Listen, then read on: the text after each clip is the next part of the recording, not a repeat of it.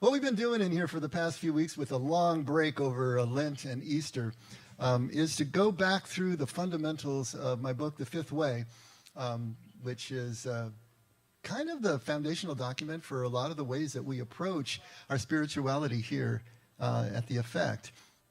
And so to look at Jesus from a first century Aramaic point of view is key because it changes everything in terms of the way that we interpret the words that are preserved for us in the Gospels. And also to be able to realize that this isn't a relationship that is passive or remote. We can't just read things secondhand. They need to be experienced firsthand. And when you see Jesus in his own setting as a first century Jew, you realize he is a mystic and a contemplative. And that is absolutely essential for us to understand, because what he's telling us is that we can do the things that he did, which means we can experience God firsthand, and not through clergy, not through religion, not through even a text. We can experience God. Those are the two pillars on which we stand. And what we've been doing is going through the first principles of the Fifth Way to try to understand more and more of what that means, how deep the rabbit hole actually goes. And so this morning we're going to continue. And I sort of made the case already, but why is the Hebrew Jesus so important for us to understand? I was raised Catholic. I never heard about a Hebrew Jesus. In my 30s, I moved over to the evangelical church. I never heard about a Hebrew Jesus. But when I started studying on my own the origins of Christianity, where I figured I would be able to find that which was most relevant and true, the Hebrew Jesus just jumped out. You could not understand Jesus' message without moving into the history, the culture, the context, the languages that he spoke and to whom he spoke, because that was critical as well. Why is it so important for us to understand that Jesus was a Hebrew and that we need to see him through that lens? Because we have been called as Christians and Jews as well, people of the book. We're people of the book. We revere our scriptures, our Judeo-Christian Bible. And that is the main source of our revelation and the main source of how we build the whole structure of our religion and our faith. But what that means is that God's word, the revelation from God, is going to be interpreted from that text. And make no mistake, every understanding from any text, whether it's an email, a letter, or a sacred book, is an interpretation. What we read is not necessarily what the author intended. We need to interpret that. And so we're trying to figure out, what was Jesus' original intent? That's what we want to know. I want to be the most literal guy in the room, but I want that literal understanding to be of Jesus' original intent, and not anything that I have understood papered over from 2,000 years away in a culture that is completely alien and a language that couldn't be further from ancient Semitic languages. Now, we can't get back into Jesus' mind. We can't see what it was he originally intended. But what we can do, to the best of our ability, is to reconstruct what his first hearers would have understood by his words in their language at that time. That's what we're trying to do. And to realize that you cannot just translate words. It's impossible to translate word for word from one language to another. Did you know that? You can't do it. What we're doing is we're trying to translate from one agreement to another agreement. And what I mean by agreement is any language comes out of the agreed upon experience that a group of people are having who produce the language in the first place. It's their view of the world, their worldview. It's their understanding of their culture, their understanding of religion, science, spirituality. All of that is understood between people of the same group. So when they speak, it's coming out of that understanding. We come from a completely different agreement here in the West 2,000 years later. So the translation has to go from agreement to agreement. In other words, we need to take a look at their language. And most importantly, we need to take a look at not only what the words mean, but we need to take a look at the idiomatic phrases as well. And you know what an idiom is? It's a phrase that you cannot get the meaning from just by understanding the definitions of the words in the phrase. It's raining cats and dogs. Imagine someone 2,000 years ago coming to that phrase, oh, back in the 2020s, it used to rain quadrupeds from the sky. That's what we mean by idiomatic phrases. We need to know their culture. We need to know their history. We need to understand their science. And there is absolutely no such thing as a word-for-word translation. Even in Spanish, hace calor literally means it makes hot. We would never say it that way. We just say it's hot, or whew, but it makes hot. We have to make a certain understanding and an interpretation of that so that it makes sense in the target language. I want to, the other one that's really amazing in Aramaic is the first line of the Beatitudes where Jesus says, blessed are the poor in spirit. And we've talked about this. What does poor in spirit mean to you? Well, pretty much universally in our culture, in our agreement, it means something negative. It means you're lacking in spiritual gifts. It means you don't have something that you really need. But it's an idiomatic phrase in ancient Aramaic. And so, Lameskina Baruch literally means someone who is got an attitude of poverty even if they're rich. Someone who is not domineering. Someone who is not overbearing. Who is always present and considerate of everyone around them. That's poverty of spirit. So if we don't understand the idioms and where they come from, we're going to get a completely different understanding. And why would Jesus say you're blessed if you're poor in spirit? Why would he say that you have the kingdom if you're poor in spirit? And we think that's a deficiency. I wanted to read from you from Genesis 6:16. And if you have your handouts, it might be a good time to pull them out just so you can see what's not going to end up on the screen. But in Genesis 6:16, this is God telling Noah how to make the ark. All right? And so in our good NASB version, which is a word-for-word translation, by the way, as close as you can get, New American Standard, translated the line this way: you shall make a window for the ark and finish it to a cubit from the top. Now, we might not know what a cubit is. It's the distance between the elbow and the end of your fingers, but at least we got some sort of measurement there. And finish it to a cubit from the top, and set the door of the ark in the side of it. You shall make it with lower, second, and third decks. Perfectly understandable, except that we wouldn't necessarily know what a cubit is. But if you take that line and translate it exactly word for word from the original Hebrew, it comes out like this. A light you do to an ark, and to a cubit you complete it. From to over it, and a door of the ark in its side, you put unders 20 and 30 you do. What in the world do you do with that? We read that in English, and we have no idea what they're talking about. It took a scholar who understood enough about the culture, enough about cross-referencing different scriptures to try to find out what the meanings of particular words might have been, to be able to give us the translation that we've got. And then add to that, in Hebrew scrolls, there are only consonants that appear, no vowels.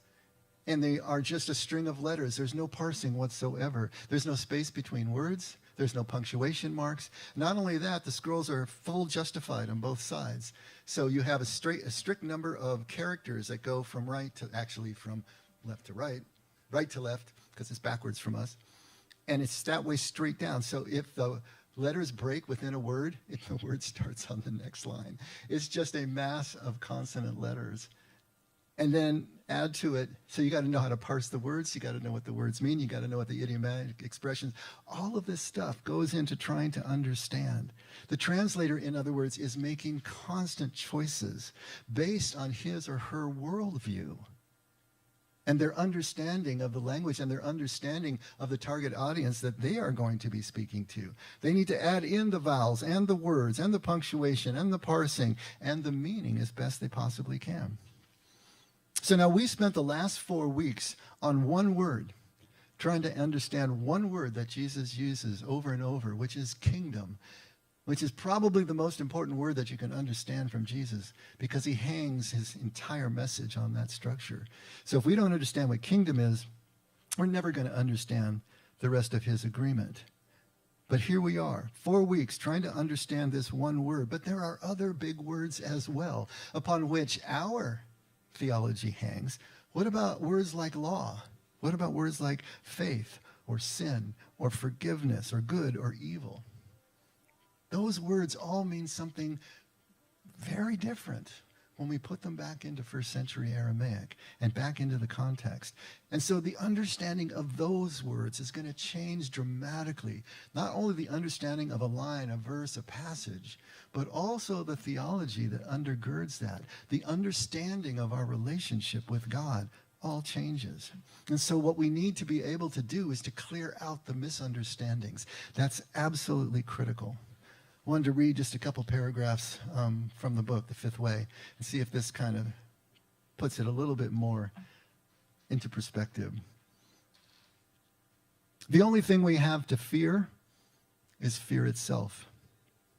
This is as true today as when Franklin Roosevelt recognized it in his first inaugural address 3 years into the Great Depression, calling it nameless, unreasoning, unjustified terror, which paralyzes needed efforts to convert retreat into advance. Because this is true, because fear itself is the imagined separation between us and all things kingdom, we must enter deeper into the Aramaic agreement to begin to realize that our fears are really only misunderstandings. Yeshua's entire mission and message was to show us the Father, the good news of a love so utter that it can't ever be lost because it can't be gained. It simply exists. Our fears keep us from embracing such a love, which is why Yeshua works so hard to clear up any misunderstanding. He had to use words big enough to describe the bigness of this love and the nature of our relationship with it. Words not big in size, but in scope. With only 1 or 2 syllables for the most part, these words carry immense power for their size. Big words like freedom and forgiveness, good and evil, sin and salvation survive in our theologies. Our theologies turn on them as on hinges or hubs. But like all the other words coming out of Yeshua's agreement, if we don't know what was meant by them, our misunderstandings foster that persistent sense of separation, fear itself. The concept of kingdom as the synchronization of the desires of a king and his people, of God and mankind, was an ancient Hebrew concept that reflected God's intended relationship with us from the very beginning. Unity and oneness. That the people had bastardized the original concepts of both kingdom and law into dictatorial rule and legalistic obedience was exactly why Yeshua worked so hard on misunderstandings. There was a previous understanding that was lost over time and needed to be recovered and fulfilled if people were to be restored to their God and to each other. Yeshua said that if we followed him along his fifth way, the truth would make us free. He said he came to bring abundant life. He said not to worry, that his burden was light, and that he loved as the Father loved, and neither would ever leave us. Fear itself is the opposite of all this, creating in us a slavish, an obsessive adherence to the big words in our theologies and the codes of our rules. And a rule is really just another layer of separation between us and all that Yeshua envisions for us. As far as we may have come towards seeing kingdom as Yeshua saw it, misunderstandings remain. And each misunderstanding is another dent in our ability to see the totality of God's love for us, a hole in our ability to trust enough in that love to begin laying down our fears. Continuing to explore the ground around kingdom, 6 pairs of big words viewed from inside the Aramaic agreement may help us clear up lingering misunderstandings, pull the layered masks off fear itself, and begin to trust kingdom as both the destination and the way of our Father's perfect love. So let's be clear about all of this. Nothing is going to change in our lives from these new ideas, these 6 pairs of words that we're going to be going through over the next few weeks, until they become action in our lives, until they become experienced in our lives, until they become muscle memory in our lives. That's when our lives will change. Just the knowledge of them, it's a start, it's a first step, but it's not going to take us very far until we actually act on it, risk something in the acting of it. But the thoughts are important too, because the thoughts can also change our actions. They can reset the stage. They can reset the paradigm for us. Just as Jesus said right out of the box in Mark 1:15, he said, repent and believe, which in Aramaic means trust the gospel, trust the good news, trust this love, this connection that I'm showing you right now. And if we're going to repent, which simply means to change direction, you're going this way, you're going to think better of it and go another way. So if we're going to do that, which direction do we go? Now, the gospel itself, the good news, that we are loved with a love that can't be lost because it can't even be gained. It just self-exists. That's a direction, perfect love. And that can start to clear off some misunderstandings for us. But we need more. What is happening here in these 6 pairs of words that are going to be law and effect, good and evil, sin and shalom, freedom and forgiveness, and bread and blood? The one we're going to look at today, the pair, is mercy and justice. That is going to be key and critical for us to understand here.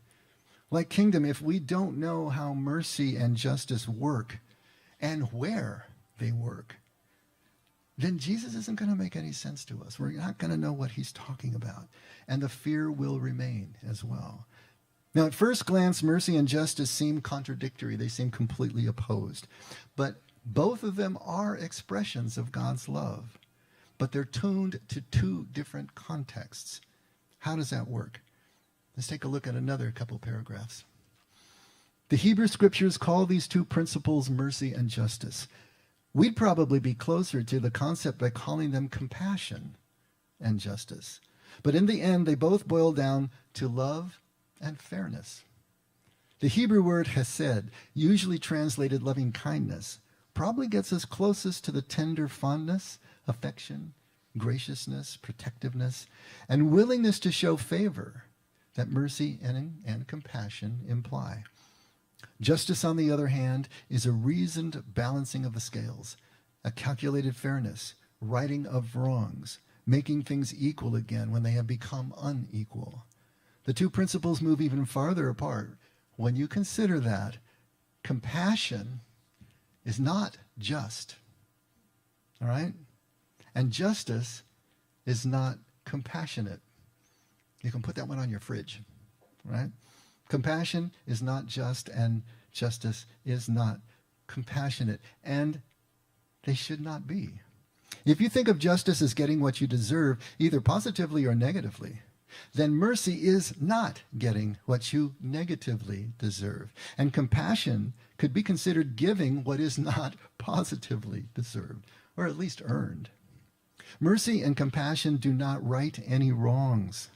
They deliberately unbalance the scales of justice. They are unashamedly unfair in order to favor the object of affection.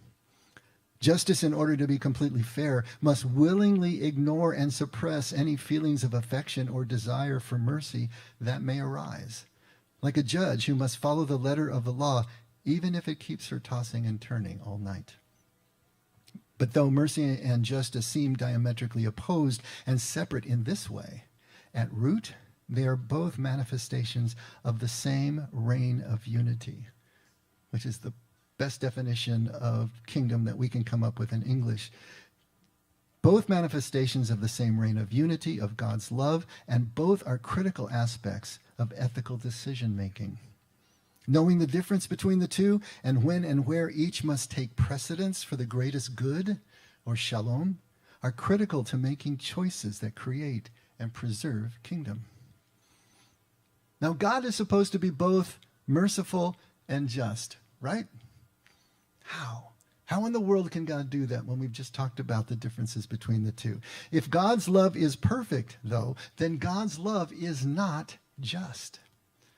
If God's love is compassionate and merciful, it is not just. That means that God's love deliberately unbalances the scales of justice in favor of the beloved. Now, truthfully, we don't want fairness in love, do we?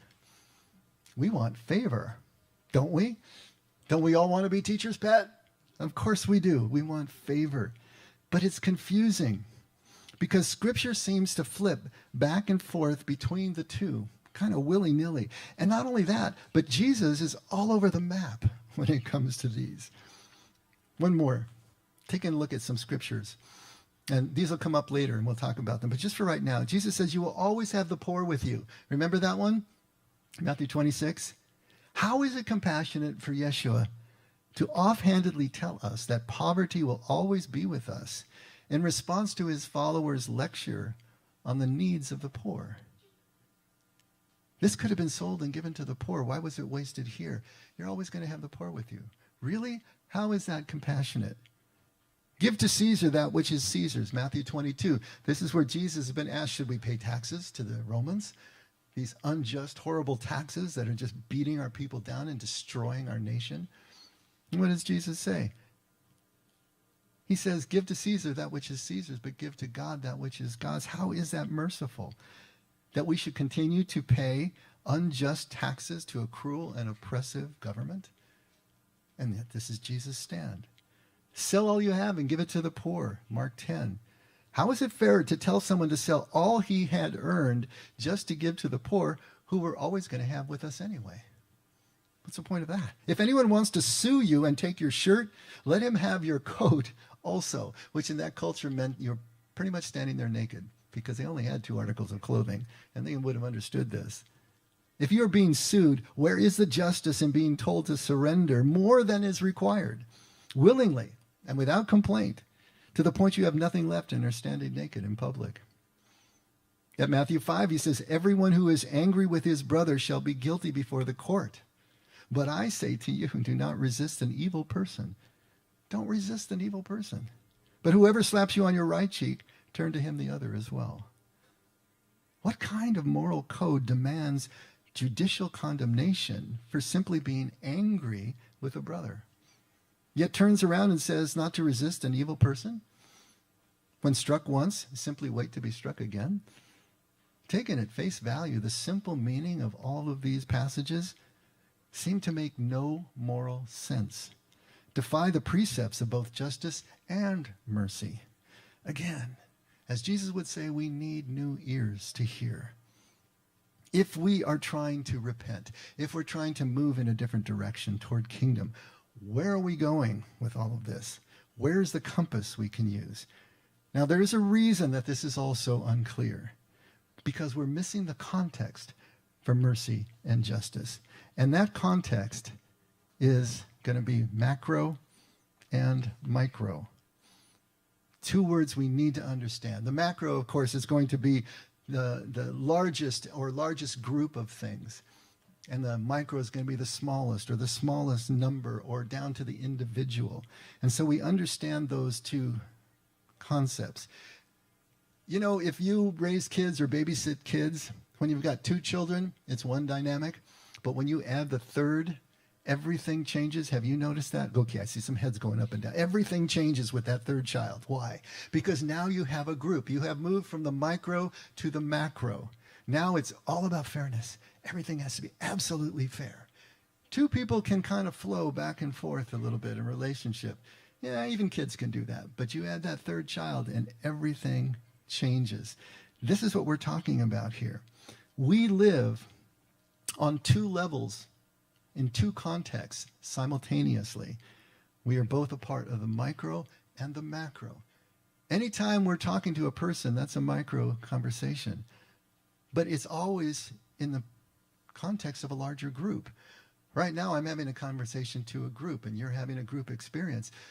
But there's those 2 always, and they're fighting with each other pretty much all the time. But we need to be aware that we have those 2 contexts. Out of high school, I actually joined a monastery in the Catholic Church. And one of the first morning that I was there, we had Mass every morning, and the priest would come, and we would be filtered out there. I was beat from the plane ride from LA to Chicago, and I was living a completely different kind of lifestyle out here. This is back in the 70s.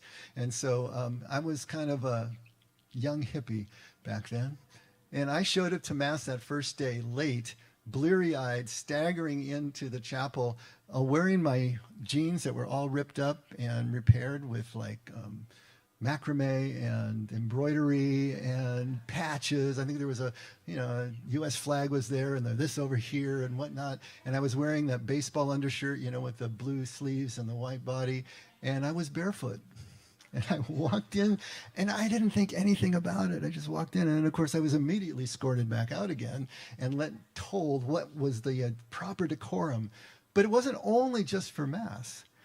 All throughout, any time you were inside the building at all, you had to wear shoes and socks. I never wore shoes and socks anywhere ever, And that was a real point of contention. And of course, me being the rebel that I was back then, I'd try to sneak around, not having my shoes and socks on. I'd always get caught. So then I started putting shoes on with no socks. And so they would get to the point where they would come and look under the table and lift my pant leg.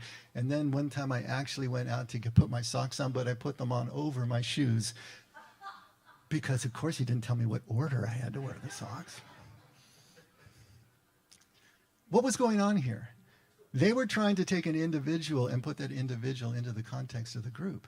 How do you learn to live in community? And when we were living with multi-generations, us postulants, us first years, we were 17 and 18 years old, but we had also retired monks who were there, who were in their 70s and 80s and everything in between.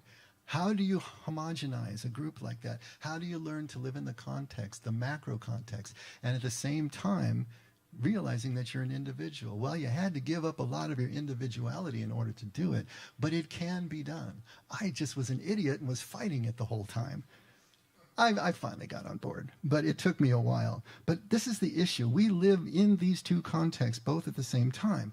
But here's what we need to understand. In the macro, in the group, in the largest number of things, what does love look like? Love looks like justice in the macro. The highest good in the macro, in the group, is justice. Why? Because without fairness, without absolute equality, without just balancing the scales, you will lose the integrity of the group completely. Just like those 3 kids that you're trying to babysit. As soon as they understand that you're not being fair, you lose their respect, you lose their cooperation completely. It's that way with nations, it's that way with societies, it's that way with churches and families, it's all the same.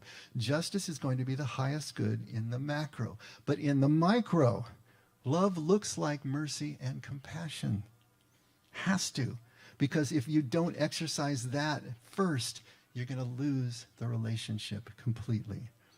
What we need to be able to do is to learn how to code switch, which is a term that sociologists use.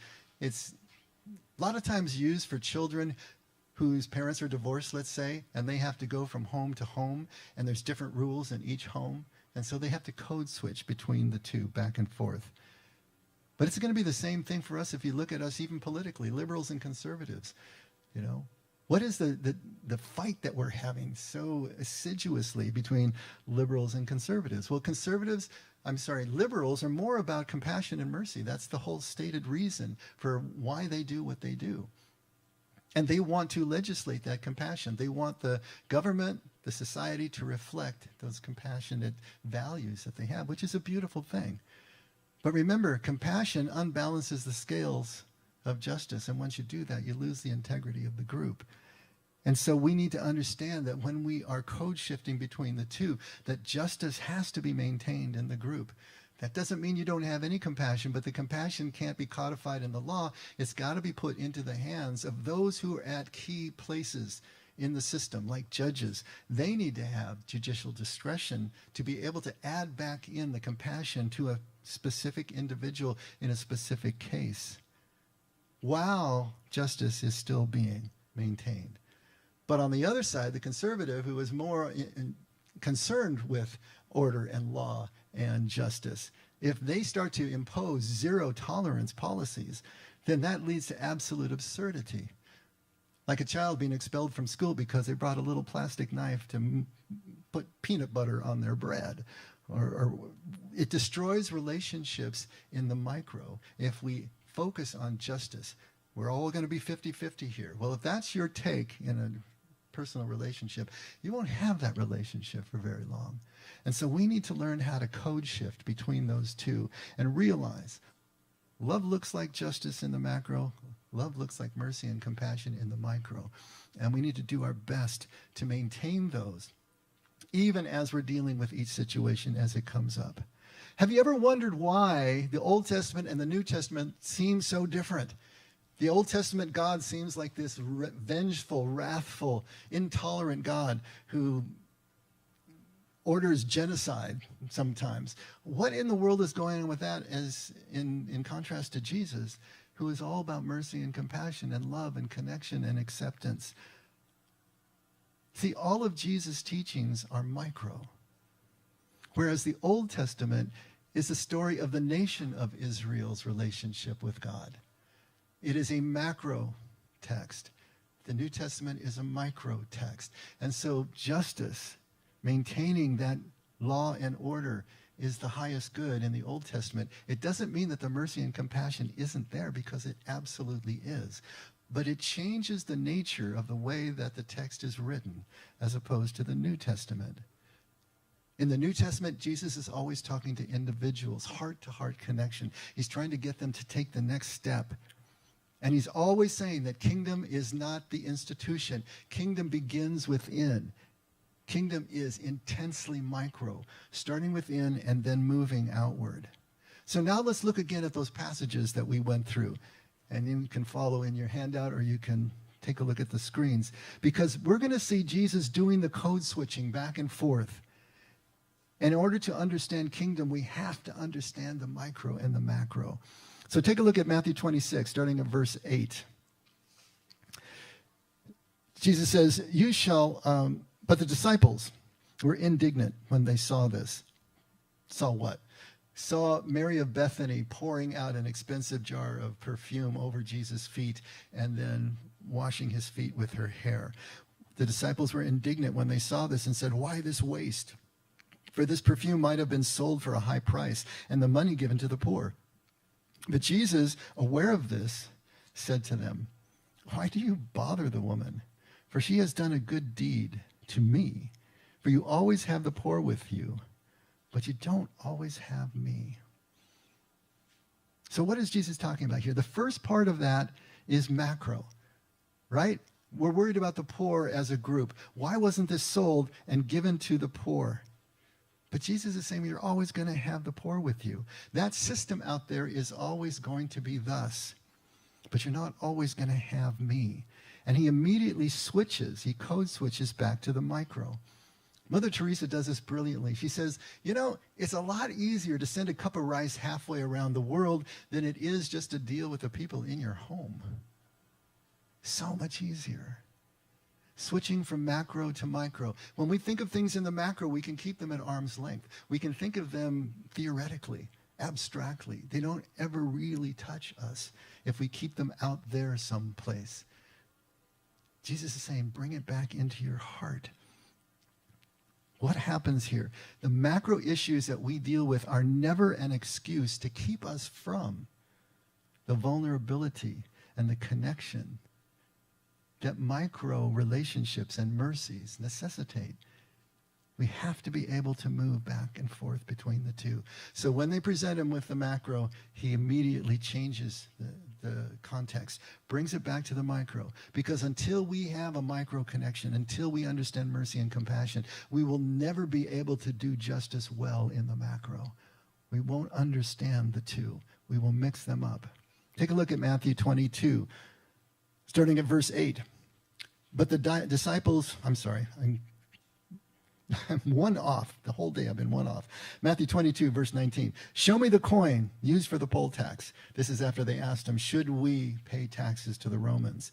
And they brought him a denarius, and he said to them, "Whose likeness and inscription is this?" And they said to him, "Caesar's."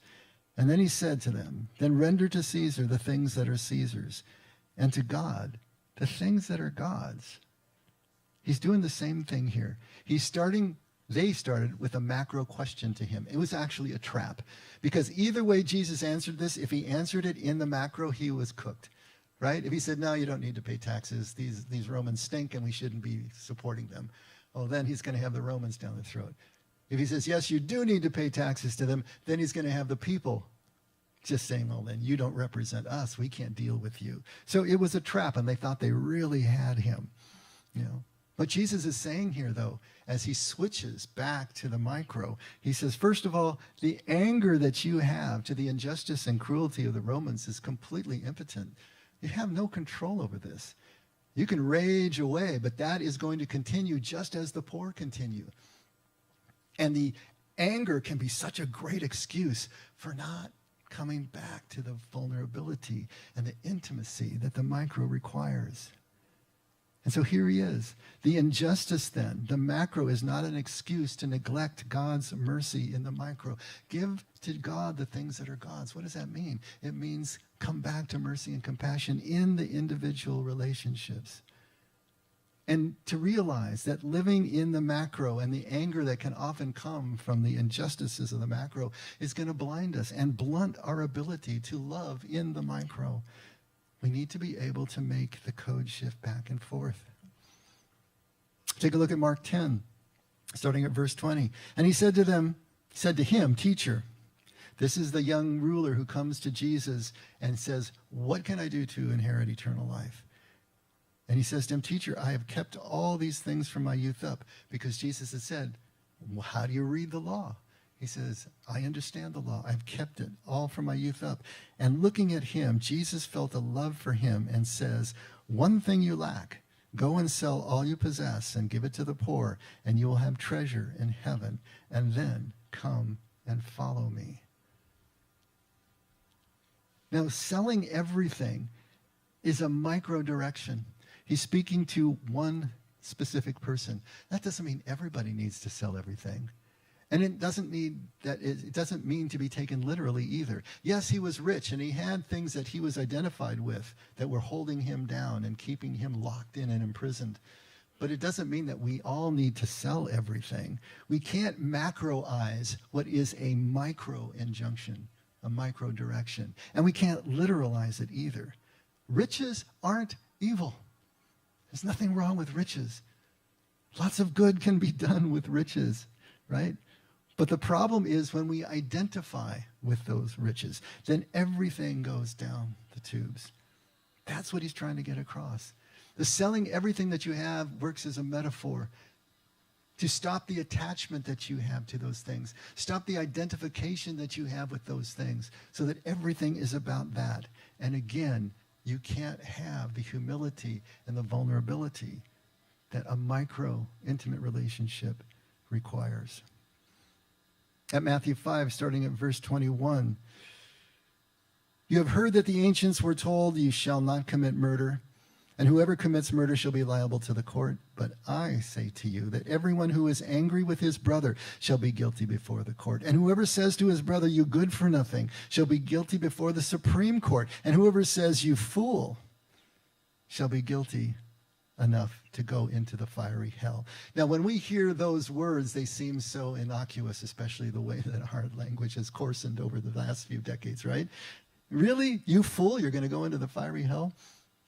But the idiomatic expressions and those expressions in that first century honor and shame society, if you had said you fool, if you said racha to another person, that would require them to do violence back to you.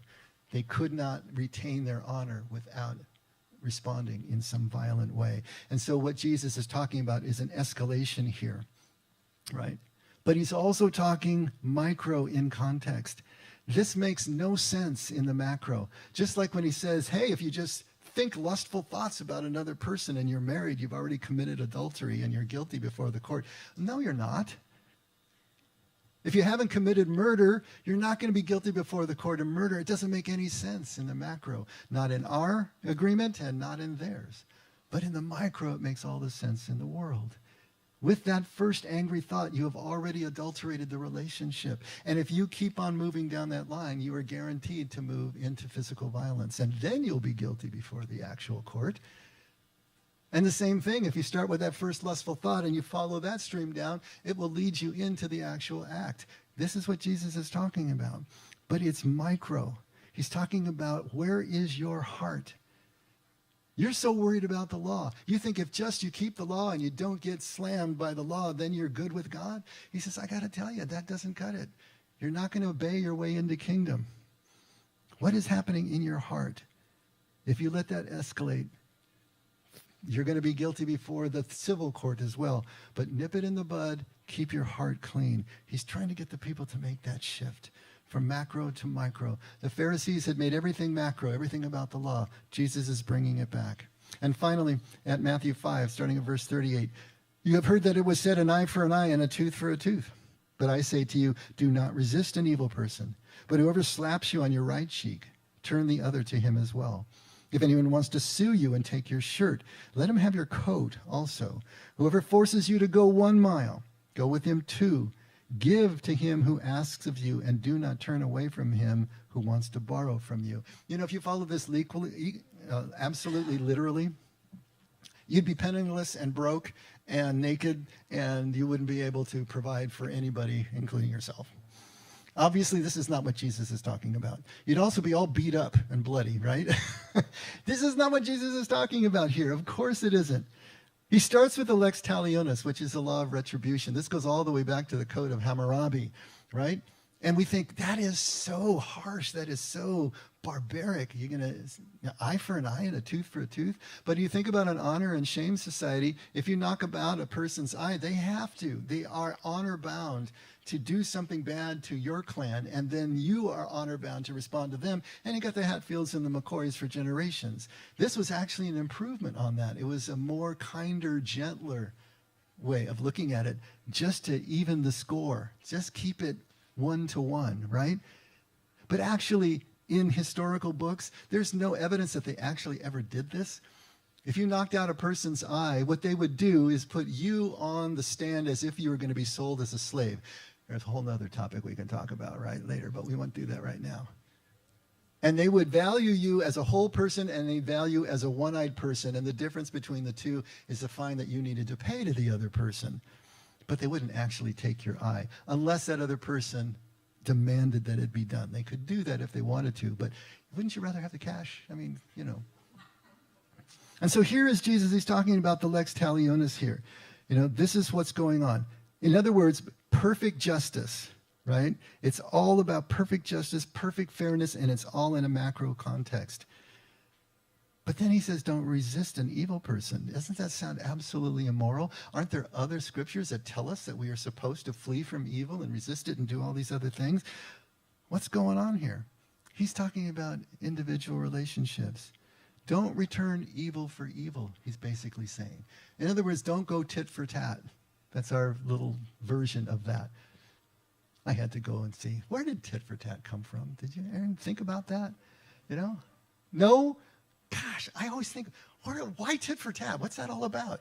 Well, if you go back to the 15th century, a tip with a P and a tap were small hits that you would do to each other. So they don't do this hit for that hit. And then somehow that ended up tit for tat. But the one I really like is that there is an old poem from I think it's the 1400s, the 15th century. And it says, tit for tat, butter for fat. If you kill my dog, I'll kill your cat. Same sort of idea. But this is what Jesus is trying to get across. You know, he's talking about micro relationships. He's talking about, maybe we could say, microaggressions, you know. Someone insults you. Well, everything in you wants to insult them back. You know, the whole slap on the right cheek, that's a backhand slap in that culture because you did everything with the right hand. Figure it out. If you're going to slap the right cheek with the right hand, it's backhand. That's a superior to an inferior. That's a condescending, you know, kind of insult, you know, a contemptuous insult. Well, don't give that back, is what Jesus is trying to say. He's talking about personal relationships. Now, the Quakers completely missed this. Their whole pacifism is based on that you're not going to, you know, you're going to turn the other cheek. And they turned that into their macro base. And the same thing with not taking oaths. They won't take oaths because Jesus said don't take an oath. He's just trying to say, hey, let your yes be yes and your no be no. In your personal relationships, keep practicing mercy and compassion no matter what. Because then what happens? You can destroy your enemies by turning them into friends. This is where he's trying to take us. By maintaining compassion, we can overcome so much, and we don't have to descend into all of this. In macro, justice must prevail. or we lose the group. But in the micro, justice is never enough. It won't be enough. We need to give all in love and continue to practice mercy and compassion, even when it's not being practiced on us. That's what loving the enemy is all about, to love those who persecute you and despitefully use you. This is where he's going with this. It's not about fulfilling rules. It's not about following the law. You cannot obey your way into kingdom because kingdom is micro and not macro. Kingdom is love-based. The law is fear-based. It's all about reward and punishment, which is fear-based. And most importantly, nothing is learned of God in the first mile. And we didn't talk about that. But the Romans could compel anybody to carry their gear for a mile or a certain specified period along the roads. And when that period, that distance had been covered, then they could give that pack back to the Roman, or their cart back. They'd get their cart back, and then they would impress somebody else to go the next mile. Jesus says, don't just go 1 mile. Go 2 miles with them. They had to be looking like him like he grew a third head, right? Are you kidding me? Are you really? The Romans were hated. They were oppressing them. They were cruel. Go another mile with them, because nothing is learned about God and God's love in the first mile of obligation. It doesn't work that way. Everything is learned of God in the second mile, the mile that is voluntary, where we just allow ourselves to move into a fearless love, because it always comes back down to fear and love. Perfect love casts out fear. It's the only thing that can, because when we know that we've got a connection that we cannot lose, then we are free to risk what vulnerability risks. This is what it's all about. If we don't understand how mercy and justice, how micro and macro work, if we can't code switch between the two, we are always going to misunderstand Jesus' message. And we are going to remain in fear of that justice, not realizing that the good news, that love of God is always there for us in the micro, one-on-one, in mercy and compassion.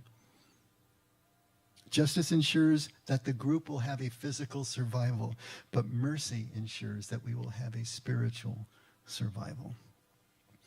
How are we ever going to be convinced of this? The only way we will ever be convinced that this is true is when we experience our own love flowing out to another person in that second mile, where we volunteer it, where it is no longer an obligation, when there is nothing that we could possibly get back, we just let it flow because it's our pleasure to do so.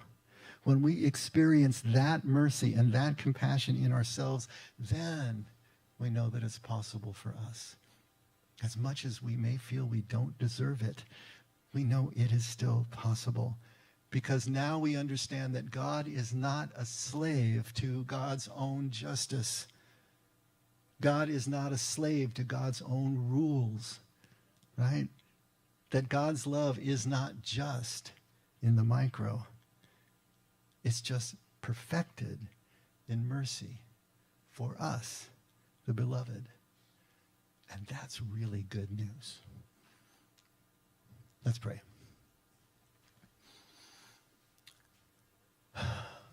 Father, who you are is beyond our capacity to logically understand.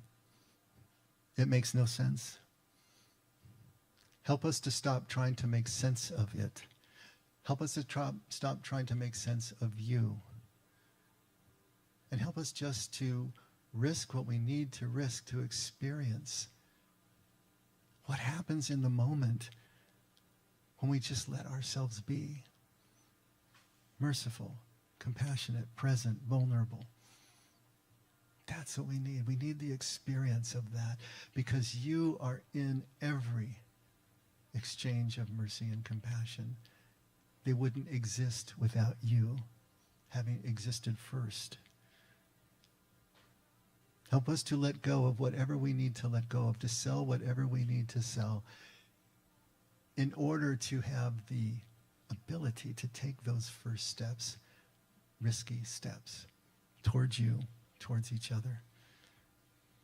Father, all we can do is throw ourselves on your mercy and your compassion and thank you for being such a God that loves us with absolute abandon. Help us to do the same in return. And never let us forget we can only love because you loved us first. In Jesus' name. All right. Everyone stand for just a moment.